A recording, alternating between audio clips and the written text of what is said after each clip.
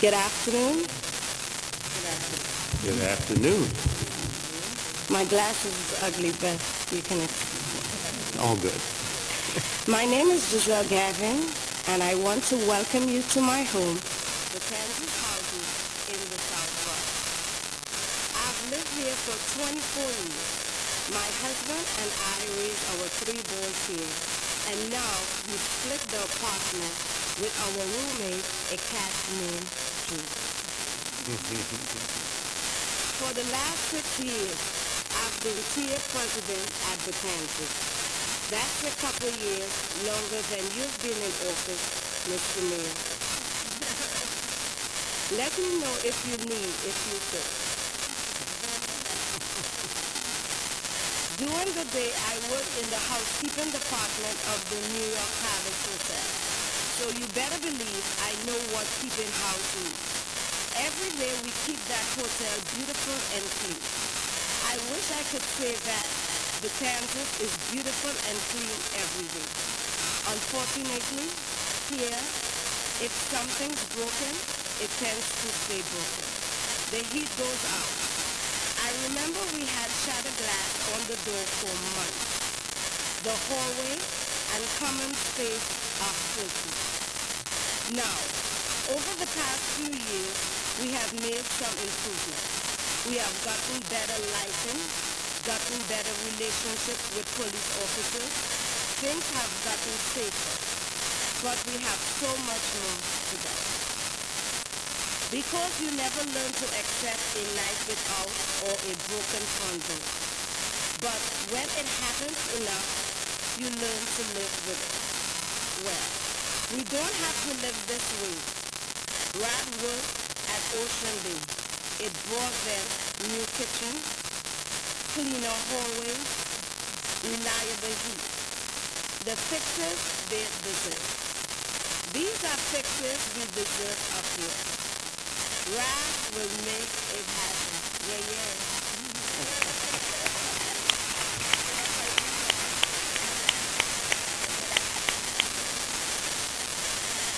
I love this development like I love my neighborhood.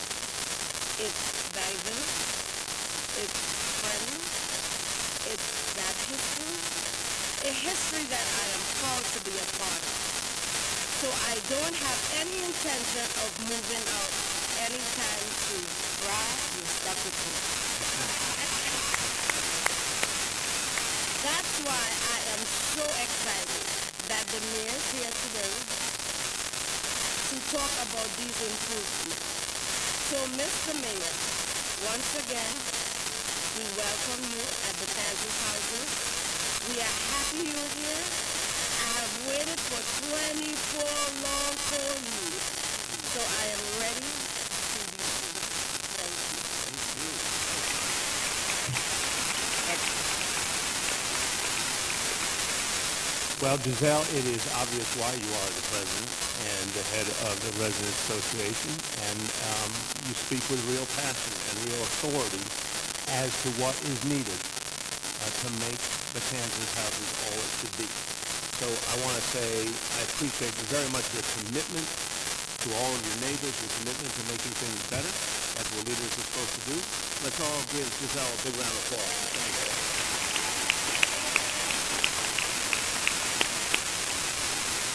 I want to say to everyone who's here, everybody from the Kansas community, I would ask all New Yorkers to really focus on the good people who live in public housing.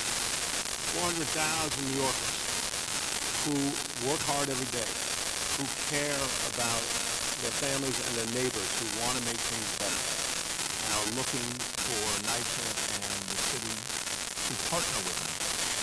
Too often I feel that people who live in public housing are portrayed in a way that takes away some of their humanity, some of their strength.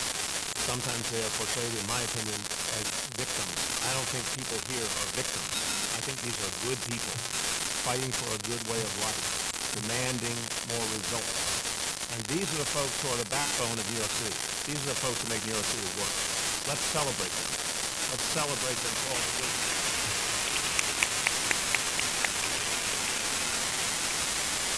We are here today to begin a process of change. For months, we have talked about the fact that we're going to have to do something very different with public housing in New York City. 400,000 people rely on it. It's time for big systemic changes. Today, we're going to unveil a beginning. Let's say publicly, this is just the beginning. By the end of the year, you will see months we have talked about the fact that we're going to have to do something very different with public housing in New York City. 400,000 people rely on it. It's time for big systemic changes. Today, we're going to unveil a beginning. As I said publicly, this is just a beginning. By the end of the year, you will see a formal plan for the major changes that have to happen in public housing that will help us to bring in the vast resources we need. I'm going to say up front, and I'm sure I'll be saying in response to some of the questions from the media, $31 billion is the level of need in public housing in New York City. We don't have $31 billion today, but we believe that the plans we're putting forward are going to help us to get a lot of those resources in and make a huge difference in the lives of residents. I want to thank everyone who is here with us. You're going to hear from the chair of NYCHA, Stan Brezhnev, in a moment, but I also want to thank other members of my administration who played a crucial role in putting together this new vision that, again, begins to be unveiled today, but will be formalized in the coming weeks. I want to thank our Deputy Mayor for Housing and Economic Development, Alicia Glenn, the General Manager of NYCHA, Vida Mostacholo.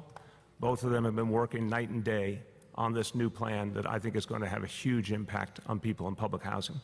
Also want to thank some of the leaders of community organizations and faith leaders who are here with us and the organizations themselves that want to play a constructive role in rejuvenating public housing and helping people who live in our communities. I want to thank Monsignor Kevin Sullivan of Catholic Charities, a crucial partner in all we do.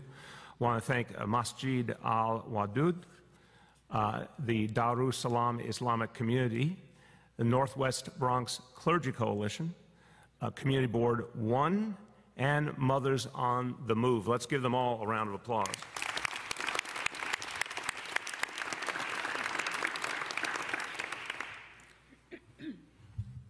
We all know the history. It's not a good history. In fact, today on the front page of the New York Times was a very detailed look at decades of neglect suffered by the residents of public housing. This is not a good history. There's too many instances where the city, NYCHA, and other partners, the federal and state level, did not do all that should have been done. Our job is, of course, to understand that history, but to transcend it. We're not going to be lost in the mistakes of the past. We have to be the generation that fixes them. I want that to be very, very clear. Any question about the past, I'll entertain, but I'll always tell you the crucial question is, where are we going from here? What happened in the past and examining that is important, but it's not going to change the lives of the people standing behind me. What's going to change the lives of the people standing behind me is more resources used better to fix problems. And that's why today we're going to focus on the investments we have to make. To date, this administration has committed $3.7 billion in investments that were never made previously, that were not legally mandated. We believe they were the right thing to do. We started that with our first budget in the spring of 2014. We made a decision to agree to an additional investment in a consent decree with the federal government, $1.2 billion minimum investment. As I'm sure many of you saw last week, the judge overseeing that case decided to reject the initial draft of the consent decree. I made clear instantly that the City of New York, regardless of the outcome with the consent decree, will stand by its commitment to invest an additional $1.2 billion in NYCHA. We believe in that commitment, and when you combine that with the $3.7 billion that has already been spent, we're talking now a grand total since 2014 of $5 billion in new resources for the people of public housing. We're going to stand by all those commitments. Now, we cannot alone solve the problem. This is something I think everyone understands, but it bears repeating.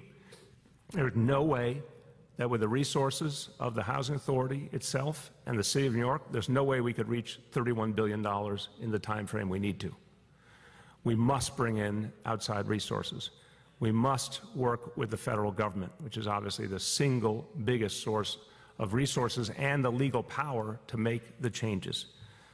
That's why we're going to focus now on the kind of public-private partnerships that have worked.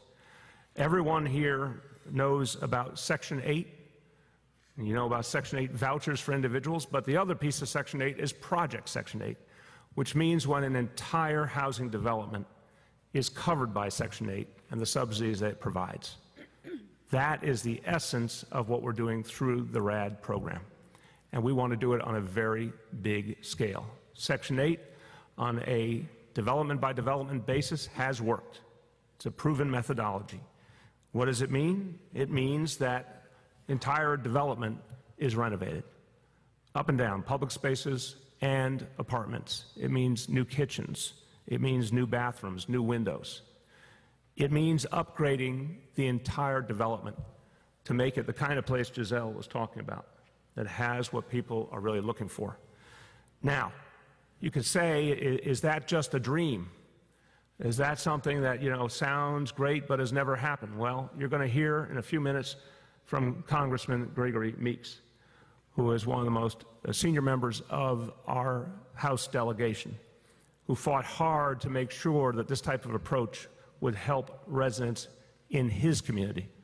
And he can tell you from firsthand experience about the Ocean Bay development in his district and the change that this type of approach with RAD and project-based Section 8 has made, the profound change it's made in people's lives. I've been in those buildings, I've been in those apartments, I've seen it with my own eyes as well.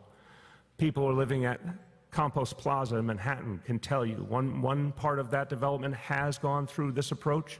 The other we've announced will get it soon. But they can tell you about the difference it's making in their lives. This is not a theoretical idea. This is an idea that works in practice right here in New York City. So at Ocean Bay, we've seen tremendous progress. At Compost Plaza, we've seen tremendous progress. I'm here to announce that you will soon be seeing tremendous progress right here at Betances.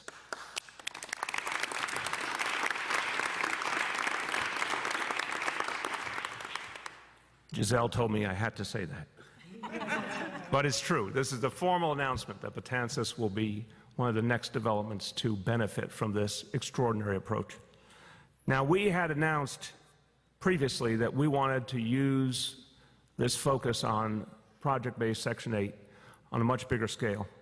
And we said our hope had been that 20,000 apartments would be renovated with this approach over the next 8 years. We are now upping that goal substantially.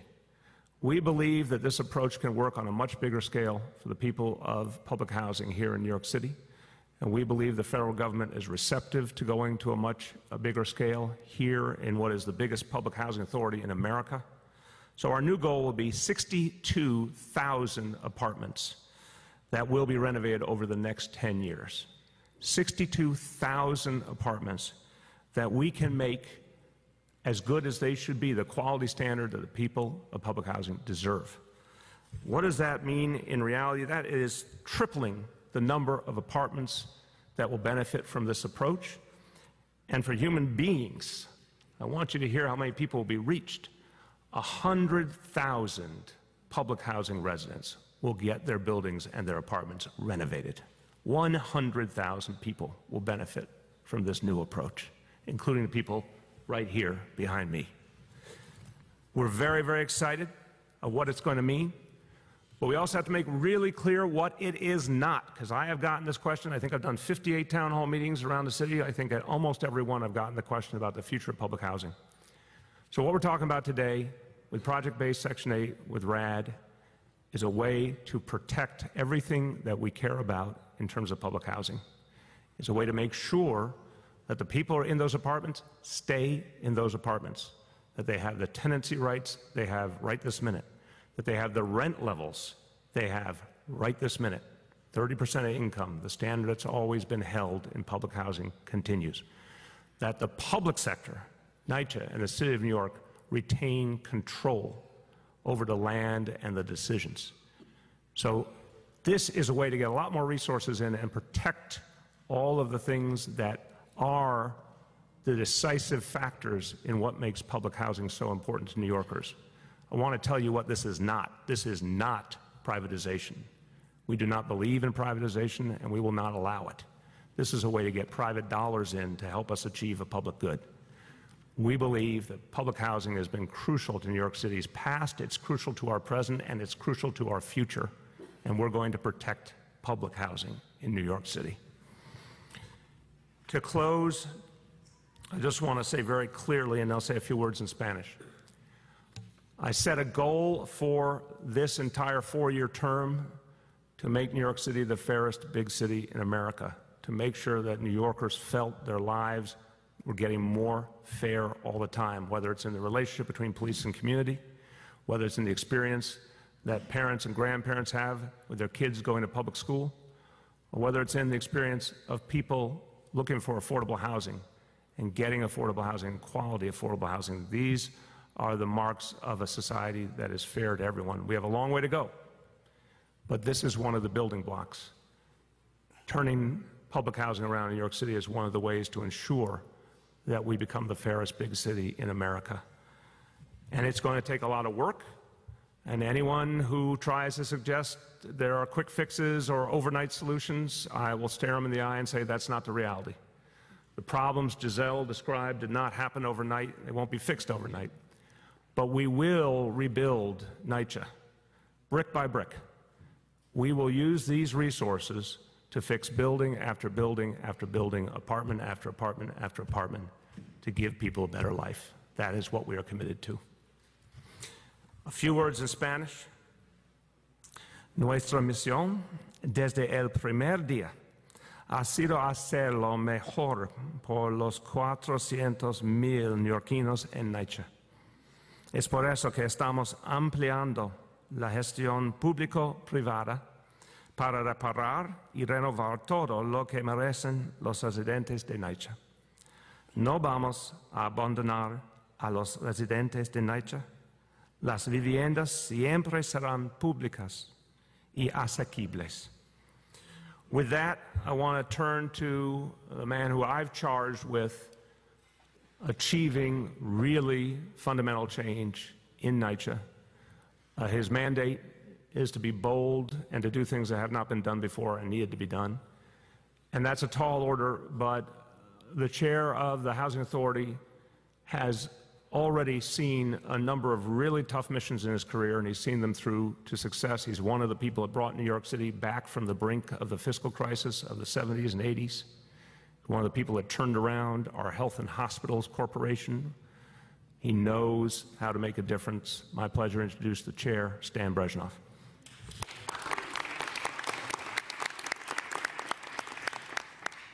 What can I say after that?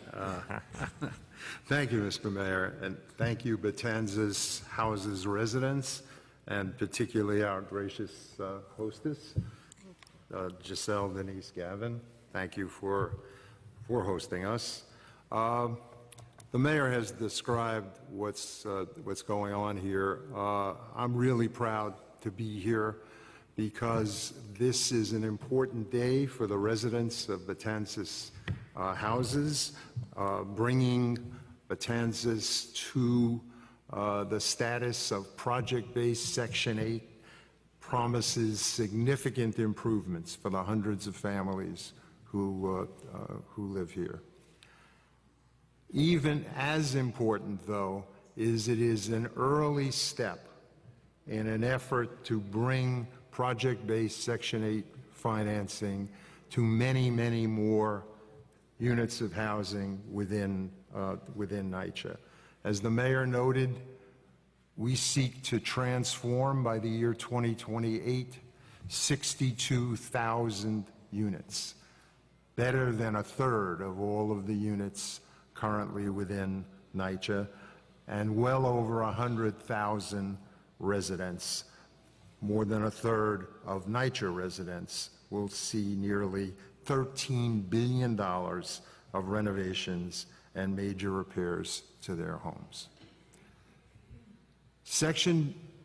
Project-based Section 8, the RAD program as the manifestation of that funding, is the kind of approach that offers the ability to go to scale in addressing the problems of NYCHA. The mayor noted that a recent needs analysis for NYCHA totaled $32 billion. In thinking about how to attack that in a way that makes a dramatic difference for a substantial amount of the tenants, project-based Section 8 is essentially the only big game in town, and therefore that public-private partnership has to be embraced by us as quickly and as effectively as we can. There is another byproduct, though, of focusing on the RAD program, and that is that it will free up NYCHA and resources to focus on the remaining parts of NYCHA. Because while this is an ambitious program that has great promise for the people who live in NYCHA, we will not be, as the mayor has noted, forgetting that there are many problems and issues in the balance of NYCHA, and we will be using those resources in a more focused, in a more reliable, in a more effective way over the coming months and years, so that inroads can be made in the same kinds of problems while the RAD program unfolds in the 62,000 units. All right. You got more or you're done? No, I'm done. Okay, thank you. Thank you. Yes, I know.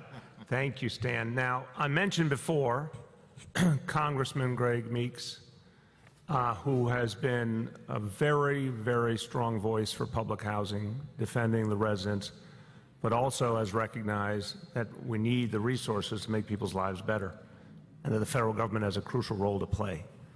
So this is a voice of authority to me, because he wants to strike that balance of protecting the rights and the needs of residents, protecting public housing long term, but also getting real resources in, without which we cannot make the right changes. He's been right in the middle of making sure that Ocean Bay was everything it was meant to be.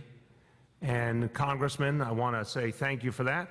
I want to say congratulations that you will now be in the majority, a great place to be. And I look forward to calling you chairman or whatever various titles you will be gaining now. But your leadership is going to be very good for the people of New York City. And we want to commend you and thank you, and please help people understand what you were able to achieve with Ocean Bay and the differences making in people's lives. Thank you, Mr. Mayor. And it's great being in the majority. I serve on the Financial Services Committee, which deals with HUD and housing on a regular basis. But I'm here, first of all, because I would probably not be a member of Congress if it wasn't for public housing. I grew up, I lived in public housing until I finished law school. And I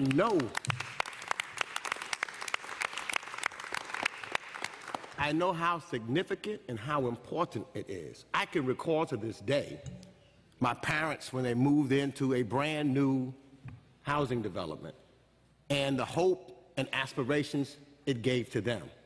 And many of my personal friends to this day who are doing fantastic things all came out of public housing. So it is tremendously important what you're doing today, Mr. Mayor, for the future of our city, because of, we don't know who lives there now. As I look out and see some of the young people in the audience, I see myself. And this is important because if you live in conditions that many are forced to live in today, it diminishes their opportunities to proceed and to progress and to be successful. And that's just what this is all about. And things have changed. So as the mayor has said, it's correct. let's not just talk about the past. Let's talk about how we can change things and make them better so that tomorrow is better than yesterday. And that's what this program is about.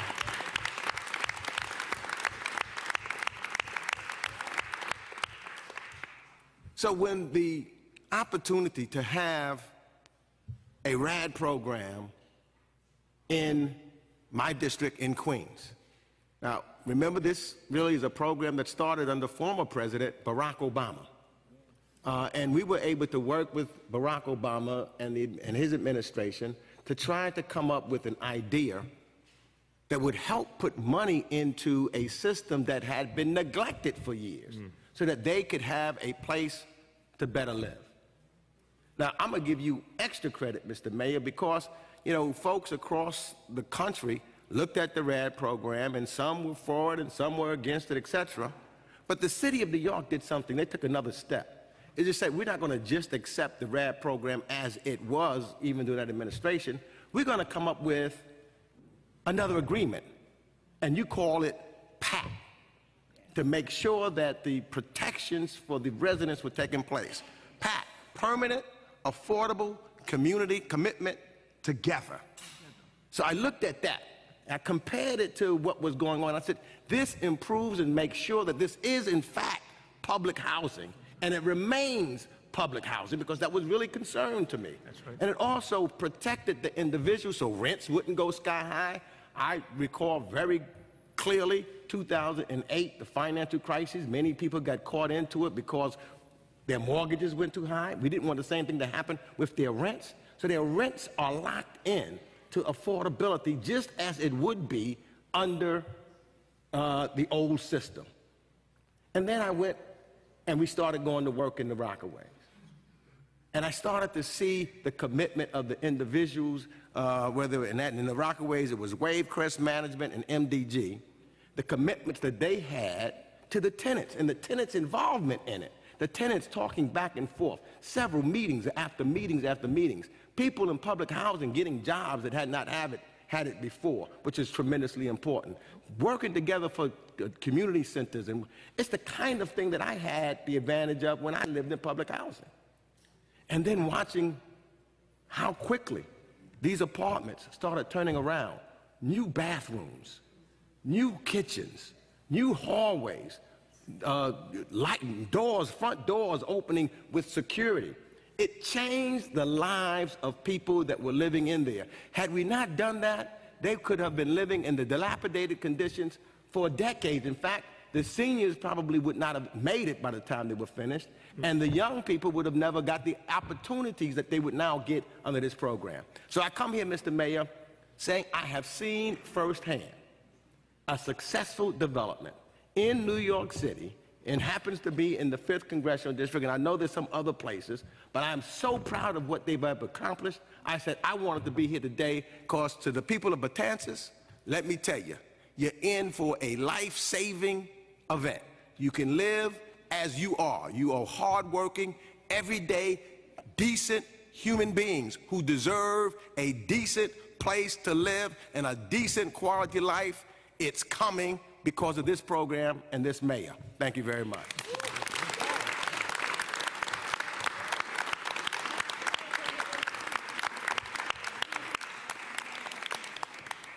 Well, I thank you, Congressman. Your strong voice is going to be needed in Washington. And we're really happy you're going to be in the position you're going to be in, but I also appreciate the eyewitness to what happened at Ocean Bay and what's going to happen now at Betances. Now, representing this community, a very strong voice, and she has been for a long time on behalf of the residents of this community, and she fights for us in Albany. That's never easy, but she does it with great impact. Assemblymember Carmen Arroyo. Good afternoon. Buenas tardes a todos. Buenas tardes. Mr. Mayor, welcome to my district. Thank you. Thank you. I have to tell you something that is not a secret. I was one of the first 18 tenants that moved into Betances 38 years. The originals. We work in the community to make sure that this project was going to be developed in the community, for the people, in the community. Mr. Mayor, the heritage that you have was the disaster that was made through the years in NYCHA is something that I don't envy. As a representative of this community in Albany, I am always with my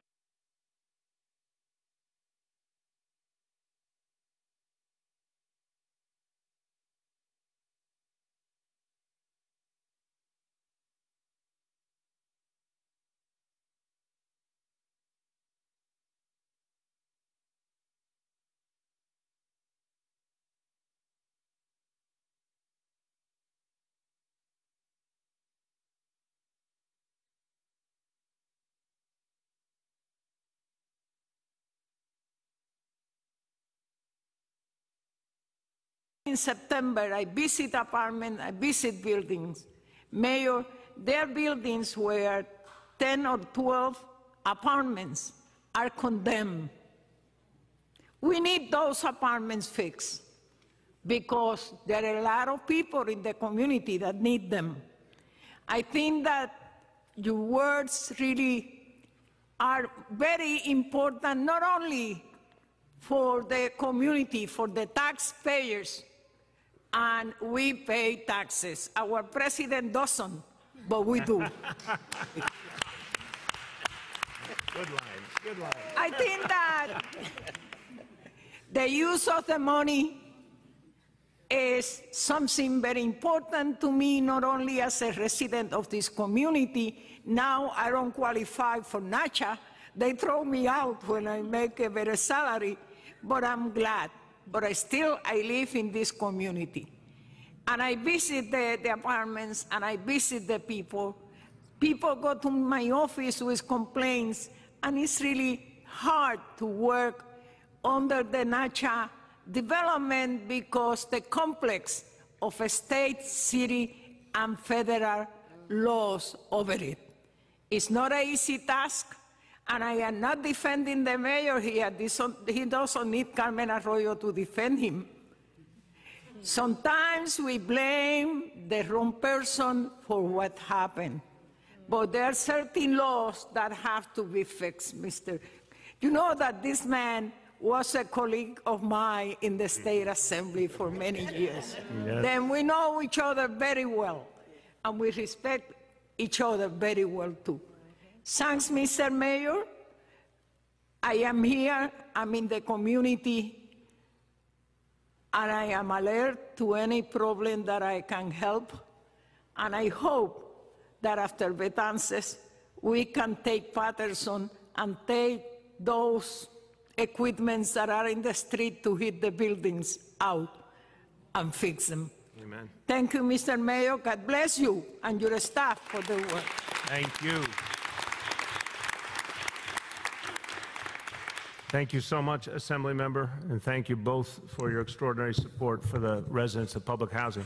We're going to take questions to begin on this announcement today. Let's see, there's questions on this. I'm sure many of these residents would love to get new kitchens and bathrooms and things for their apartments, but when they call our newsroom desperate for help, they're asking about major infrastructure, plumbing, boilers, leaking, no heat, no hot water. Does any of this money help with those concerns? All of those concerns. Absolutely.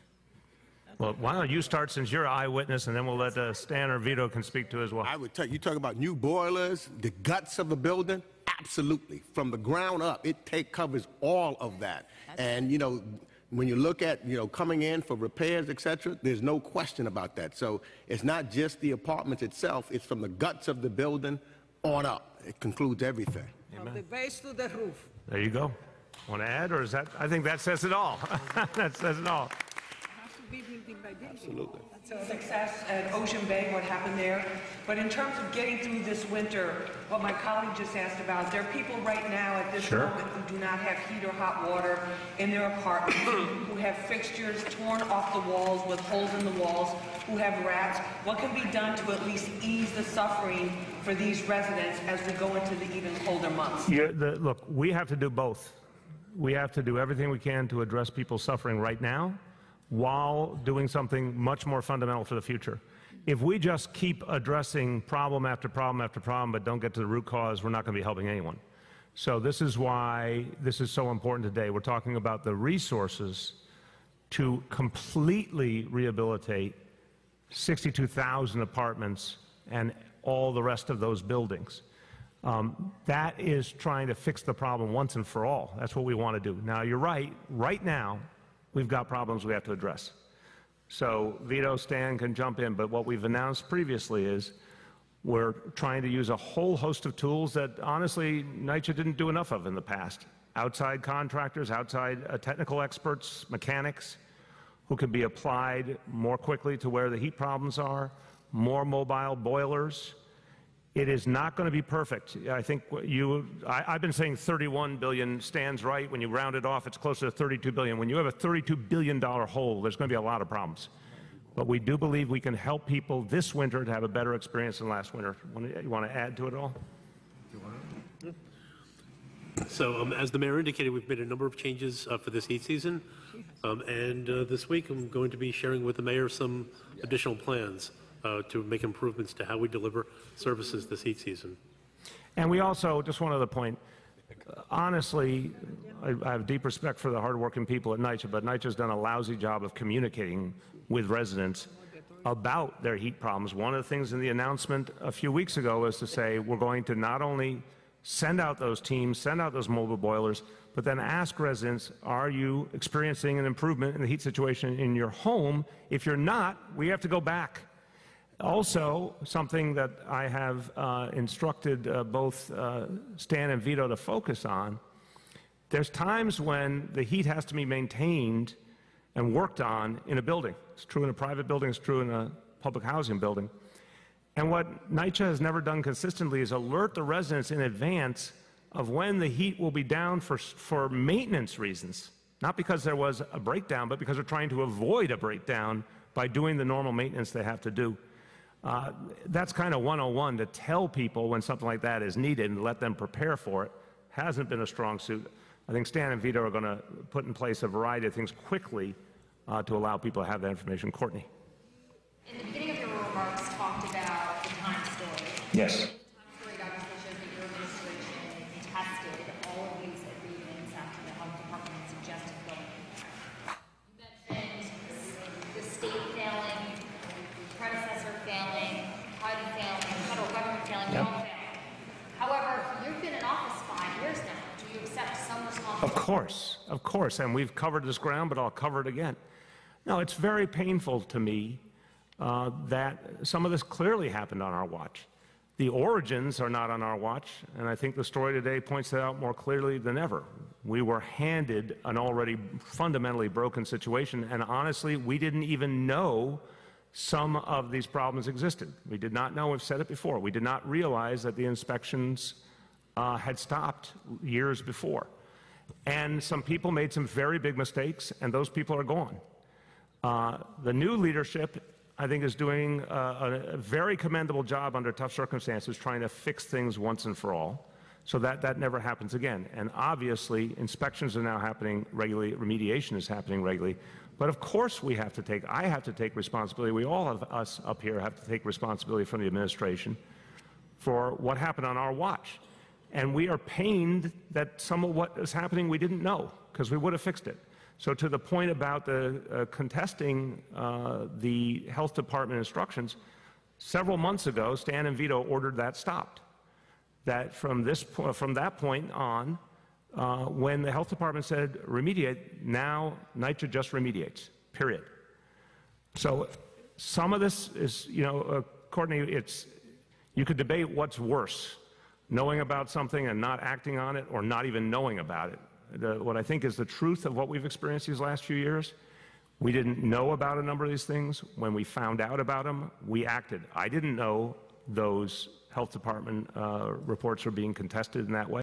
It was a no-brainer to say, we're not doing that. Once we understood that, we're not doing that. Please. Actual program here at RAD. You said you were optimistic about how HUD would be Yes. This. What does that mean specifically? Have they said this is a great idea, go for it?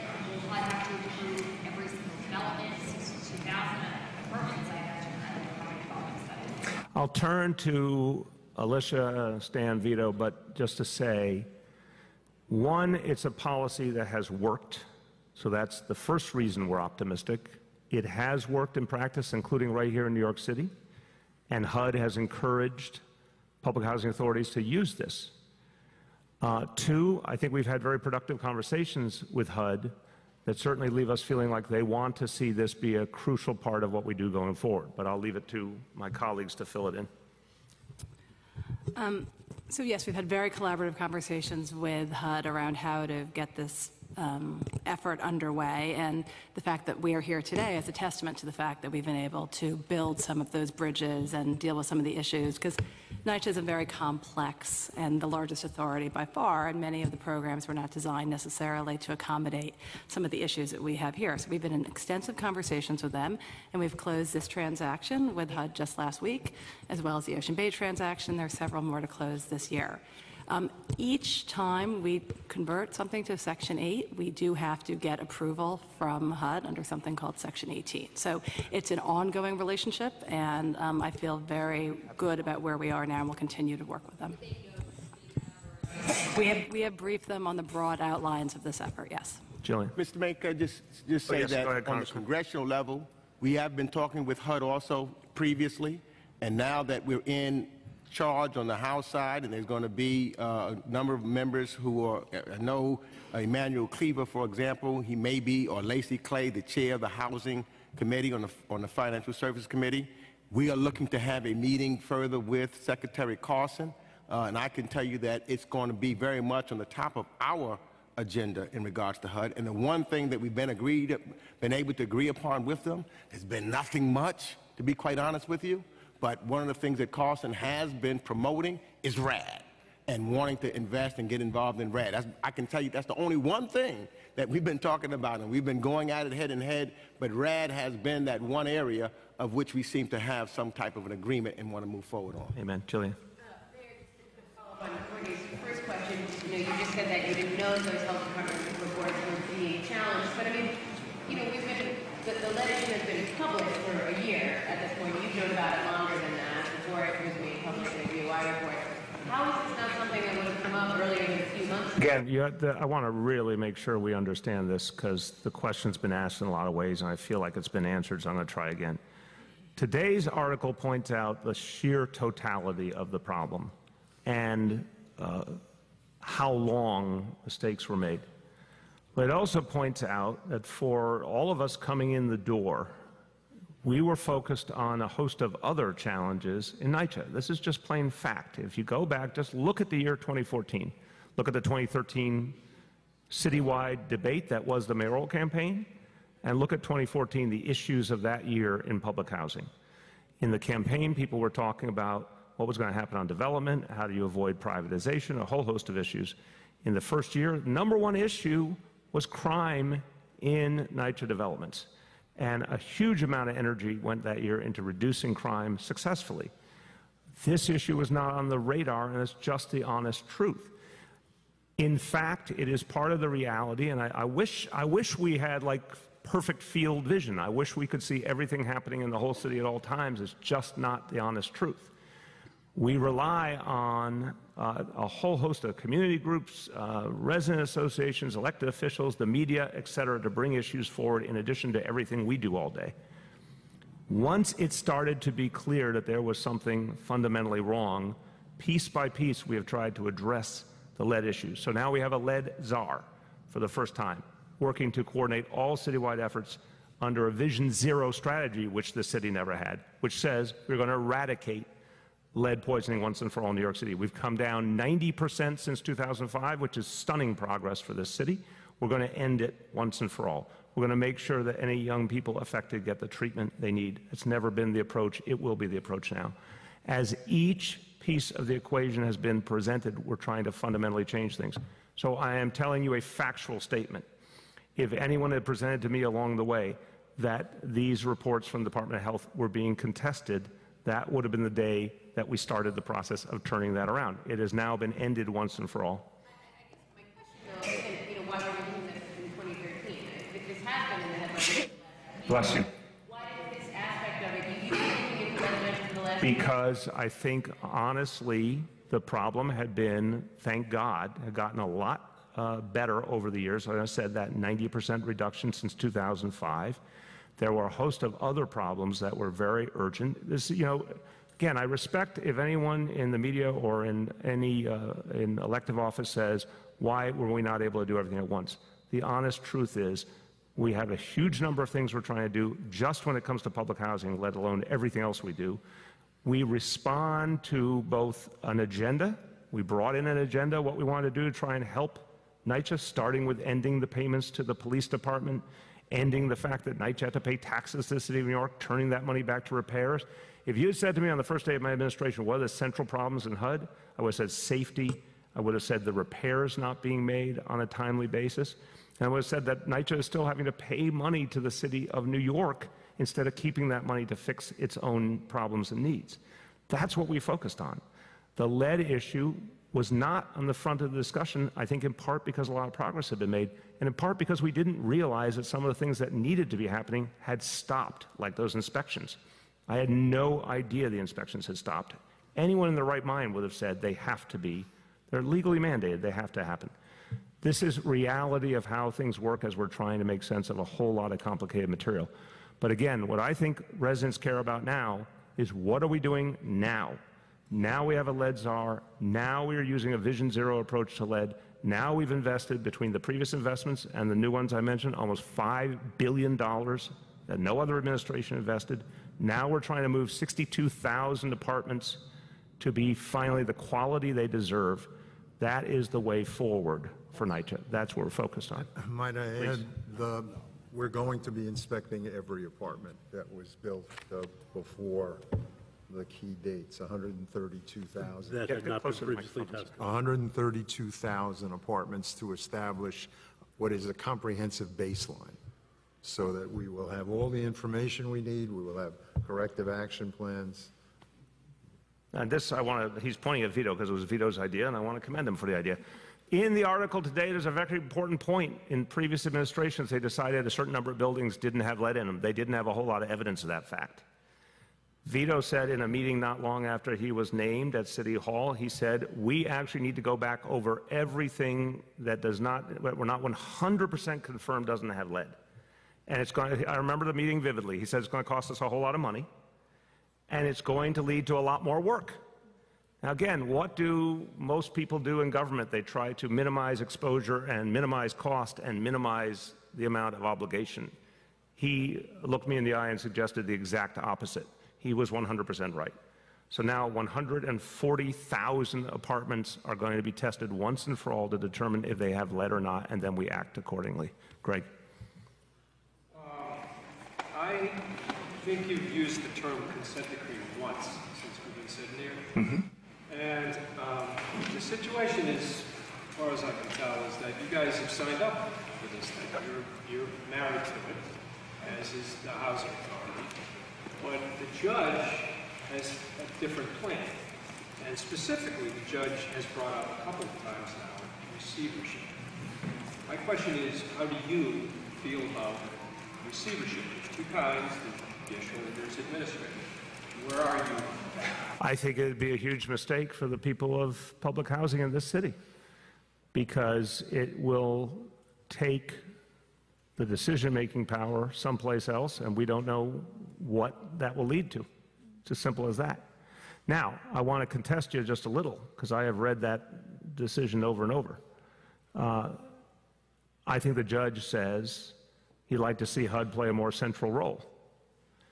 We're going to go back to, again, this is my interpretation, having read it. He points out all the tools that HUD has, and he would like HUD to play a more central role in resolving this issue.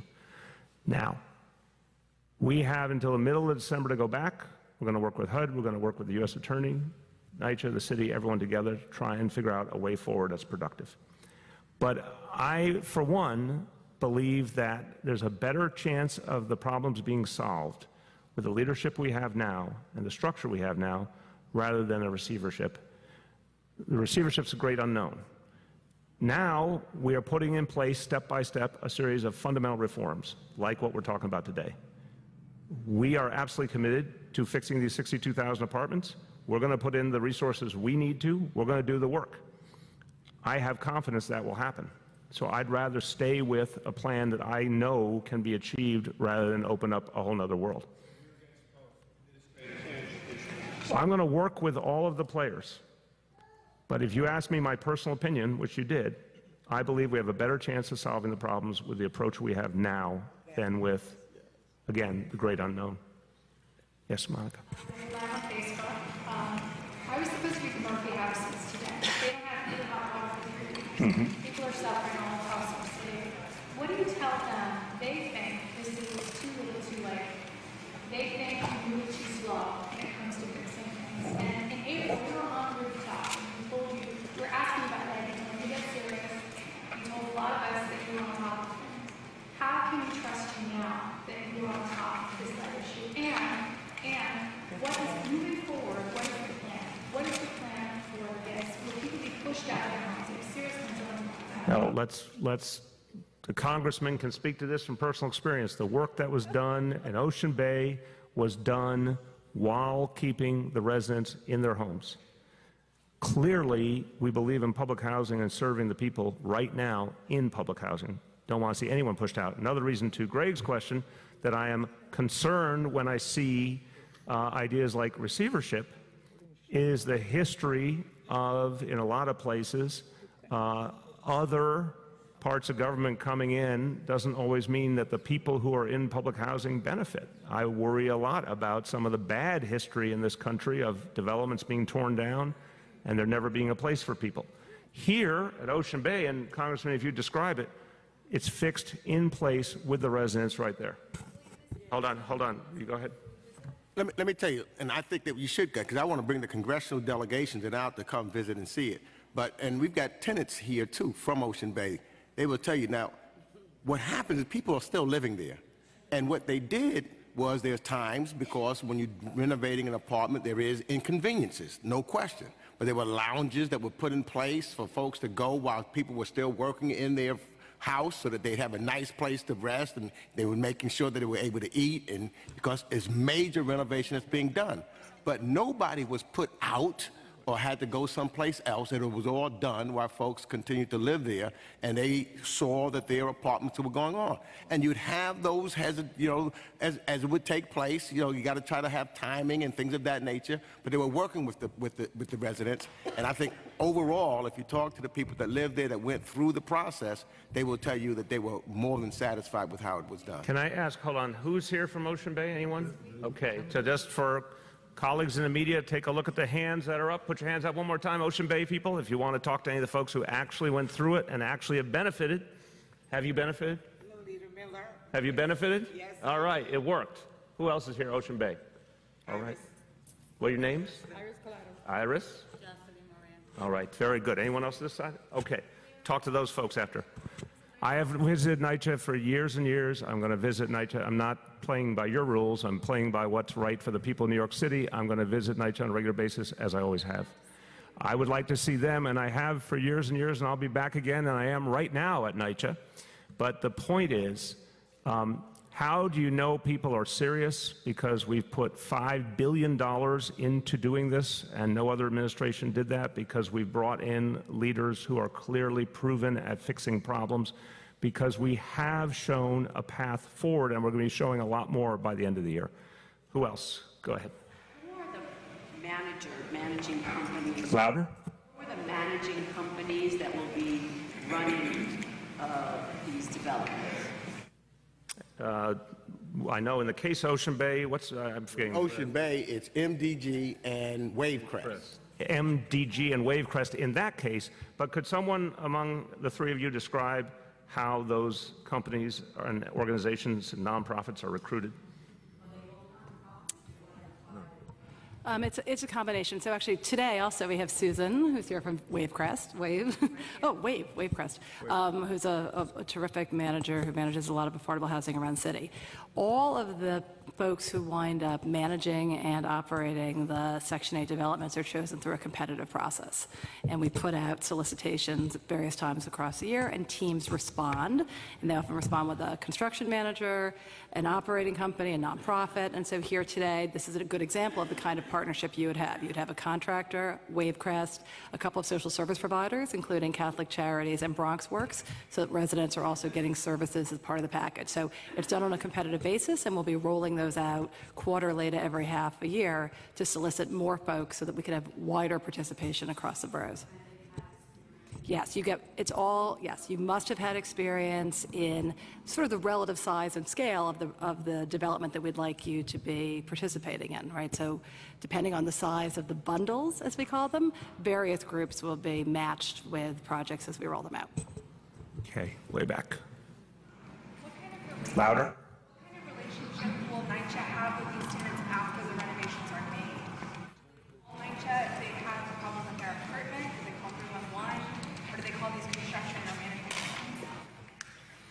So again, Greg, anytime you want to jump in with what the day-to-day is at Ocean Bay to give people a live experience, the question was, when people need a repair or have a problem, who do they turn to? They turn to, in this case, to Wavecrest, who's running the facilities, and they go in and they, have their mechanisms for repairs. What we also have there's a community person that from the developments that are working, and so they help expedite it also. They're talking to the tenants on a day-to-day basis to try to make sure that where there is some repair work that needs to be done, that conversation is happening, and so that it's done in a very timely fashion. So they turn directly to the individuals at Wavecrest, who is the managing agent. Okay, way back. Yes. The question I have is, if these outside management companies can do the job better than what NYCHA was doing, and we see that here at the Tonsils, and we see it at Ocean Bay, doesn't that kind of beg the question then, why not give everything over to other folks to manage if NYCHA is doing such a horrible job? So I appreciate the spirit of the question. I want to tell you the world is a whole lot more complex than that. And you guys are trying to boil it down. I get that. We have an obligation, all of us here, to serve 400,000 people, and we have to be really precise about how we do it. If the current structure of NYCHA could achieve everything we need to achieve, could suddenly receive $32 billion, and we could make all the other reforms we want to make, we would stick with that structure. We don't have another way to get the money in on the level we need without going to this RAD/project-based Section 8 approach, which is a public-private partnership. It's the only way we get the money. It also brings in management companies, for-profit, non-profit, that are really good at what they do. So it ends up being a division of labor. Wherever we can get that to work, we do that. We focus the rest of our energies on the traditional structure and trying to continually improve that. And I do think there have been serious improvements over the years in that traditional structure. We have a lot more to do to make it work better, but it began by giving back the money to NYCHA to make repairs, for example, which was something that wasn't happening for a long time. So I think the honest answer is we need to do both. We don't have a magic wand that turns everything into project-based Section 8. That's not conceivable today, but we can turn a lot into it and focus the rest of our energies on the existing stuff. Yes? Some of the folks who were briefed on the plan said that there's consideration being given to more market rate housing, or a greater share of market rate housing when you do private development. So the number I heard was a 70-30 ratio of market rate to affordable. I know that's not being rolled out today. I was just wondering if you could talk about what your feelings on that are, and perhaps some of the plans for the future.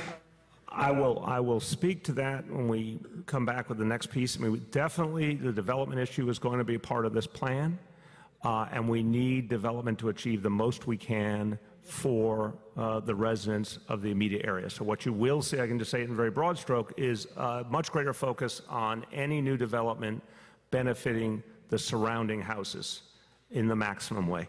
But we'll come back on what that's going to look like. Another thing we'll certainly talk about is air rights that's been out there previously. That is a piece of the plan. It's not a huge piece, but it's a helpful piece. We're going to get our hands on everything we can.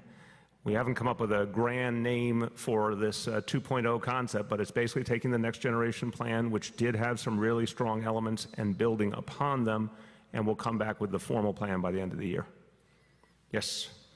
Okay, first of all, thank you, Congressman Flake, because I grew up before our... No, that's his predecessor. Congressman Meeks here. HUD Regional Administrator Lyndon Patton and Borough President Diaz recently visited the Patterson House here in the Bronx.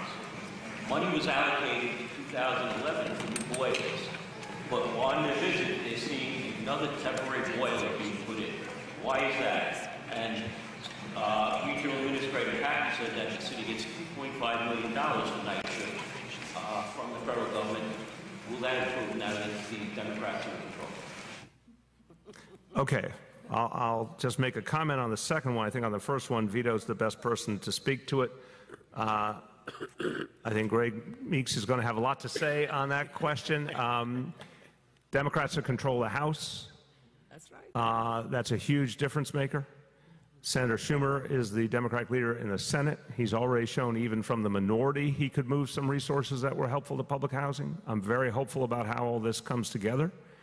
I don't think anything, bluntly, will achieve as much as we need until we have Democratic control of the House, Senate, and the presidency. But I think we have a great opportunity at least to take a step forward. Congressman, what would you say? Yeah, I think that we still got, we got 1/3, we need the other 2/3. But we're going to look to see what we can do collectively, where we can agree upon. I talked about Secretary Carson, that we don't agree on much. The one area that I found that we did agree upon was RAD. So we're going to try to work with them on RAD. And try to see what we can do to get those resources there so that for public housing. But it is difficult. We're going to be able now in the House to stop some of the horrendous things because the president won't have a blank check to just do what he wants to do and get it approved by the Republicans in the House. We can now block that. We can also now send some decent bills to the Senate. And see if, in fact, some of the Republicans there would want to work with us so that we can pass something on a bipartisan basis. Yeah, and on that one, there are senators who happen to be Republican, but who still have a whole lot of public housing in their states. So there's a real chance for some bipartisanship there. On the question of that specific boiler, Vito? So I'm sorry, you said Patterson, correct? Yes. Right, so the replacement of the heating plant at Patterson is underway. Right, what we've done is we've taken out the old, inefficient oil-fired mobile unit under the contract for the replacement of the heating plant, and we're putting in a new gas-fired mobile unit, and that's only going to be in place until the reconstruction of the heating plant is conducted. Excuse me? So it's underway now. It just started, and we anticipate that we'll have it done in about a year. Full replacement. Okay. He'll follow up with you on any details. A few more on NYCHA, then we're going to go to other topics. Yes? Could you give us an idea of any of the developments that are part of these 62,000 apartments? So it's one, I'll start and then turn to these folks. Its list continues to be developed, and that is an interactive process with HUD to determine which the final ones can be. But anything else you all want to say to that? It's also interactive with the tenants and tenant leadership. So we will be working on developing that. Stay close to this.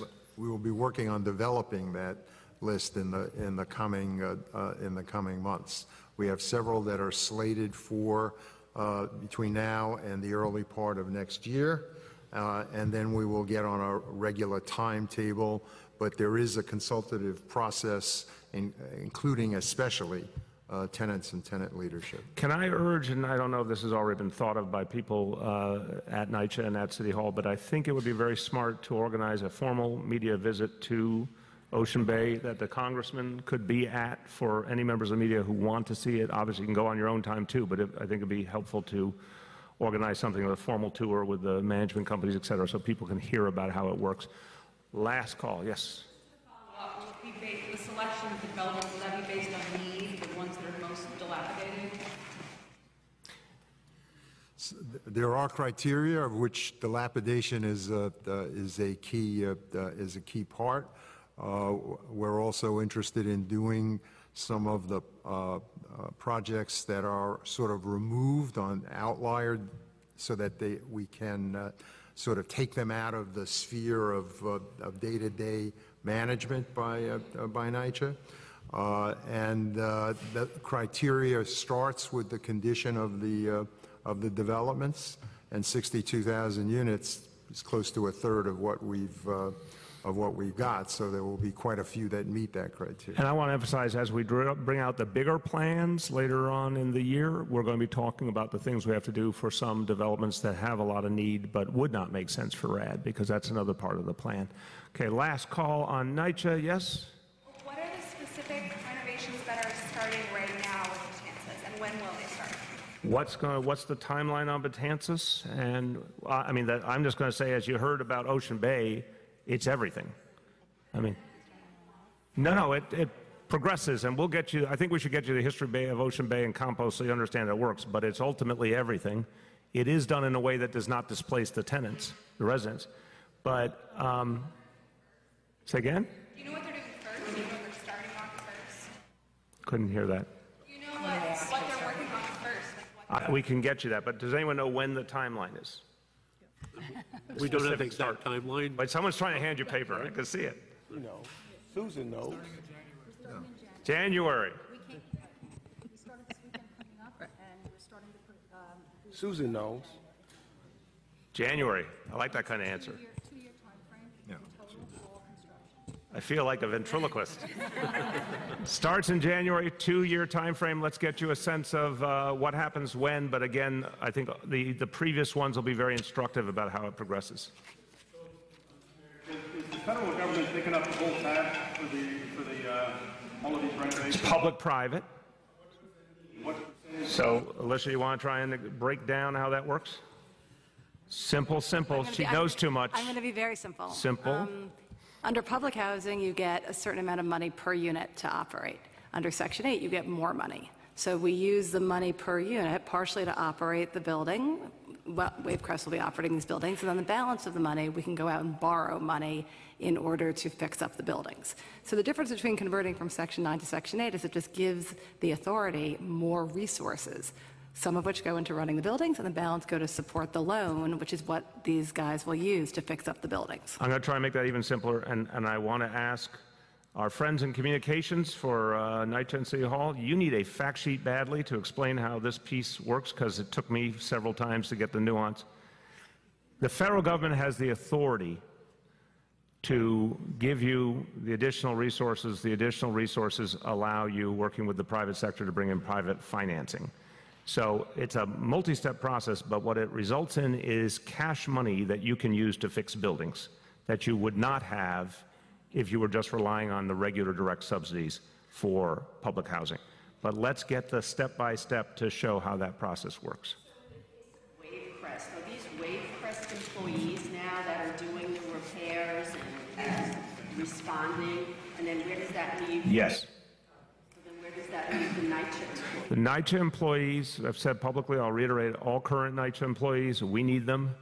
We have a lot of work to do. They're all going to have work to do in the NYCHA system. They might move to a different development to do some of that work, but they're going to be working for NYCHA. Just to follow up on that question, do you expect any accessibility concerns? I think there'll be concerns, but I think the most central thing any union is concerned about is everyone who's got a job going to be able to keep their job? And the answer is yes.